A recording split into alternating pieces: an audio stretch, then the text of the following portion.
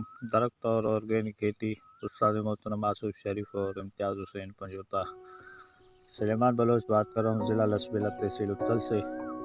ये मैं वीडियो बना रहा हूँ ग्रुप नंबर 7 में दरख्त और ऑर्गेनिक खेती के लिए। तो सर ये मैंने अप्रैल के महीने में काटन लगाया हुआ था, अप्रैल के 10 तारीख को। तो आज छठे महीने की 21 तारीख है मेरे ख्याल।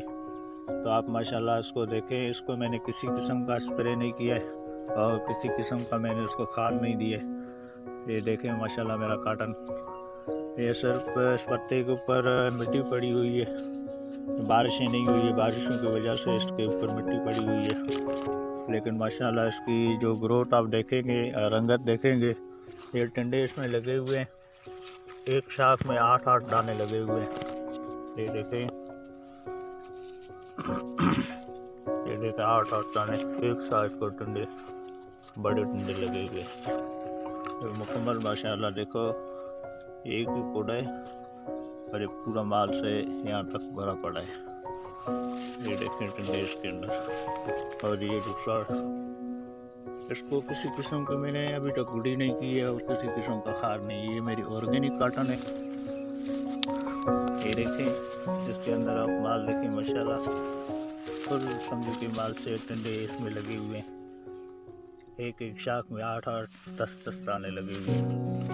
ये देखो टिंडे माशाल्लाह, देखें बहुत ज़बरदस्त काटन है ये मेरी। ये देखें टिंडों की साइज देखें। ये मेरा 4 एकड़ का रकबा है और एक ही साइज है माशाल्लाह।